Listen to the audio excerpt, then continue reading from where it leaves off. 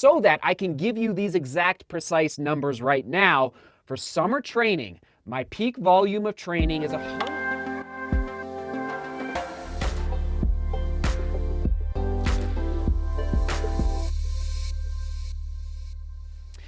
Cheers, cheers, cheers. Here we go into the frigid studio. How's everybody doing on a Monday? And I realized today's vlog, I'm not out floating a mountain, seeking beauty up in the beautiful Rockies. It's amazing, everyone, how sometimes you can make a vlog that I would consider to be more entertaining to watch, more beautiful to watch, like the one from 3 or 4 days ago titled Goodbye Mountains, au revoir. And so that vlog, I don't know, it's probably around like 15,000 views, which is amazing. And then I do a vlog like this one where I talk about my volume of training, and it'll get, 20,000, maybe 25,000 views in the first 2 or 3 weeks because of the title. Whereas it's just interesting how YouTube works and how everyone out there scrolling through their YouTube feed is interested in different topics.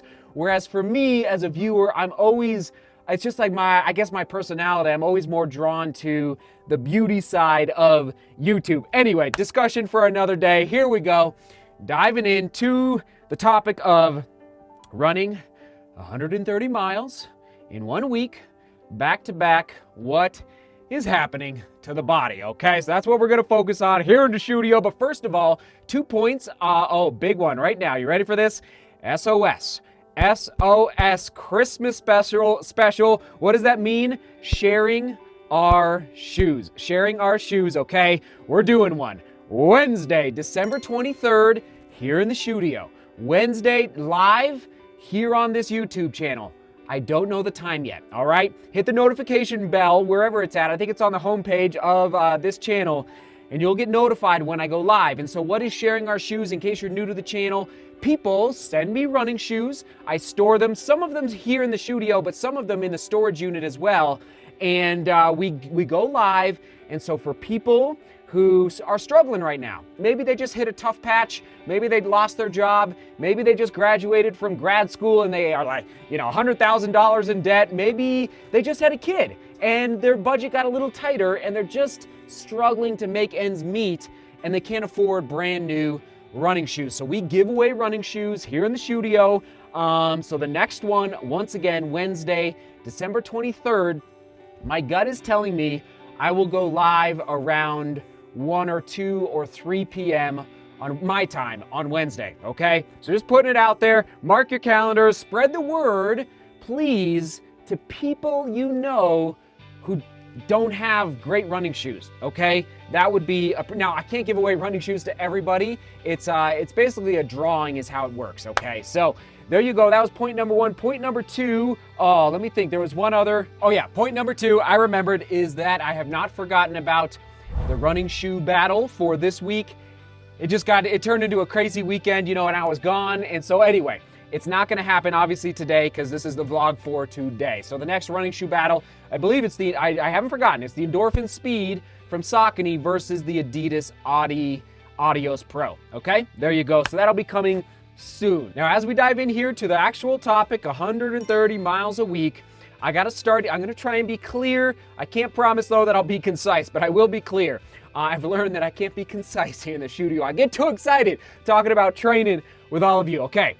I am not, I always have to say this at the beginning, I am not recommending that you go out and train at 130 miles a week, definitely not, and not even at high volume, okay? I don't know your experience level, I don't know your past, I don't know your injury history, all these different factors that go into deciding how much volume, how many miles, how many kilometers, that's what I mean by volume, you should be running in a given period of time. And it could be broken down by month, it could be broken down by quarter, there's a lot of different ways to break down your volume, okay? So 130 miles a week, it's taken me, I'll just say, 2 decades of running, over 2 decades, to build up to this process, and including a large stint of volume in college, which gave me the confidence that I could go up to 130 miles a week and do it back to back, okay? So just want to make that clear at the beginning. In your mind, be thinking about if your normal volume is 30 miles a week, I think you could make that conversion mentally. Okay, maybe Seth is talking about 45 miles a week for me. Or let's say you're usually running 60 miles a week, then that could be a 75 to 80 miles a week type of jump. That's kind of the jump that I'm making right now with respect to this functional overreaching. And I'll talk about my volume of training in the summertime and wintertime, the differences here in 1 second. So just want to make that clear right now. I'm not recommending you go out and run this much. I'm just communicating what my body is experiencing right now going at this high a volume. And I'll just tell you right now that I've never done this before. I have run 130 miles a week once or twice before in my life, but I've never gone back to back, okay? So this is interesting. Never gone back to back, and I'm 35, okay? So again, that long-term macro level that I'm always talking about, and yes, if the weather doesn't hold here in Denver, and I'm unable to go really fast in this training block because of just icy, snowy streets, and it is clearing up, just so you know, good news, I'm okay with that because I always have that macro level perspective on my training to the point where now I can confidently run 110, 120, and now 100, I almost knocked the T over, and now 130 miles a week, okay? Just want to point that out. Now also, it's 2020, the year of the crazies, okay? The year that all of our races were canceled. And I do believe I said this in March or April, I doubt I'll have time to go back and find the clip, is that this is a great opportunity to take some risks that without race, because personally for me, like if Pikes Peak, leading into Pikes Peak or leading into any big race, New York City Marathon, you don't want to get an injury. But in 2020, this was a great year for time trials, for maybe virtual races that weren't quite as dire, meaning like Boston. You know, you get into Boston, you don't want to get injured before Boston. Therefore, you honestly, for me, I would probably not want to do a functional overreaching session close to Boston for the risk of injury. Like it's just so, you put so much into one race that, so anyway, 2020 has been an incredible, and I see it on the Facebook group, which is listed down below, and I'll try and link to it right here, is that, and if you want to join, you have to answer a few questions, but basically, it's like, there's so many great stories on that Facebook group of people who have challenged themselves in 2020 and have accomplished their goals in incredible ways that I think they had no idea they'd be able to do. And I have a feeling if we would have been racing more, so if we would have been racing more in 2020, we would not have been pushing ourselves maybe as much in our training for the risk of, yes, injury. Okay, so 2021, we might all rein it in a little bit. And I have thoughts on 2021 here in a second, where we're like, wait a minute, oh man, like for me, I'm so excited for all, like especially Pikes Peak, especially New York City. Like those are the two big ones. I'm going to be very diligent in making, I'm not saying I'm making bad decisions right now, but I'm definitely, yes, taking calculated risks. So therefore, for my volume of training right now, this is really precise, everyone. And oh gosh, this is why, okay? I do not have a coach. I can take instructions from other people, but as you could probably figure it out, like I have a little bit of a wild side, a little bit of a entrepreneurial side where I like to test things for myself. So I feel so good that because the information that I'm gathering, especially over the last 3 to 4 years, is that I can then apply down the road to potential coaching, whether it's in elite mountain running, maybe marathon road running at some point. I don't feel comfortable there yet. I definitely feel comfortable elite mountain running, so that I can give you these exact precise numbers right now. For summer training, my peak volume of training is 115 to 120 miles a week with 10 to 15,000 feet of vertical gain. That's the sweet spot. Shh, don't tell anybody. That's the sweet spot. That's what won me the Pikes Peak Marathon this year, okay? And I've done that now a couple summers in a row where I'm getting into this rhythm of, okay, that is what gets me ready to rock and roll on the starting line. Now, I'm beginning to see I'm beginning to see if 130 miles a week with, well, right now that 3,000 to 5,000 feet of vertical gain, roughly, approximately, per week in my training. Is it 130? Is it 120? Is it 135? And I'm just going to tell you right now, everybody, this is the insight. This is the mad scientist that I am. It's like that discovery mode that all of you can apply to your personal training blocks as well. Every training block, I would make a mental note that, or maybe not a real hard effort mentally to try to learn something from every single training block, okay? And this insight that I have now discovered through running back-to-back weeks at 130 miles is that I understand much better why the elite road marathon men, and sorry ladies, I just don't have as many insights into how ladies or women train at the elite level on the roads for the marathon, okay? But I'm hoping you can give some insights, ladies out there who do follow women training groups. If you could give some insights down in the comments as to their preferred volume of training, if you could help me, I would appreciate it. I can make some guesses, but for the men, I now understand why a lot of the East African groups in Ethiopia, Kenya, the group in Flagstaff, why they are training at least 130 miles a week. Now, I've seen some of them go up to 140, some of them go up to 145. I rarely see more than 145.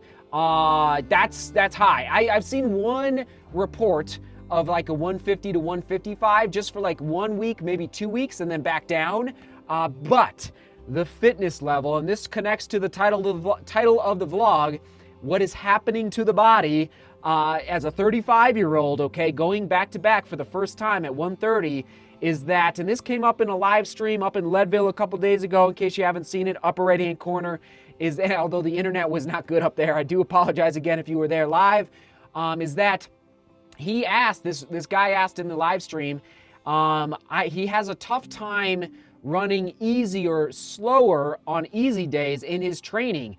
And it was a little insight, everybody, that maybe he is ready to make that next step in his training to make his body a little more tired so that his body is telling him, I have to go easy or AKA slower on your easy days. That's a little sign that you might be ready. If your easy days, it's just too easy to go fast, you might be ready to make that next logical step in your training, okay? Because right now, everybody, today's run, 6 miles at 8:20 a mile approximately. There it is on your screen.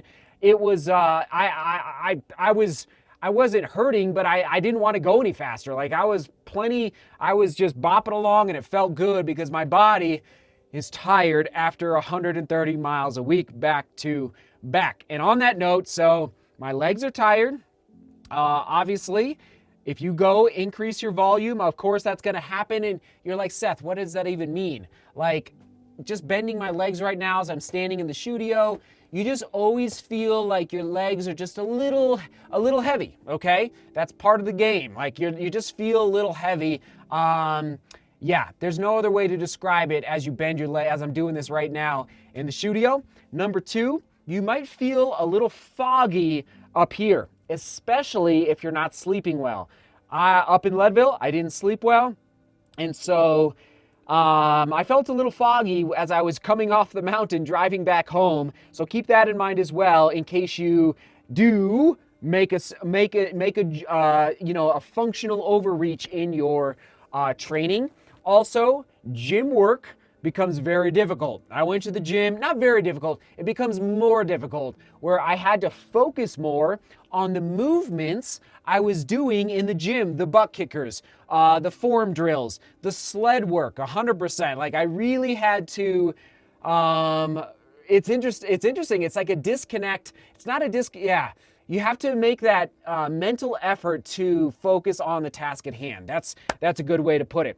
And last but not least is that you can't really, well, you shouldn't run 130 miles a week or really even increase your volume of training, depending on where you're at, without doing doubles. You should not do it in singles, meaning you run 7 days a week.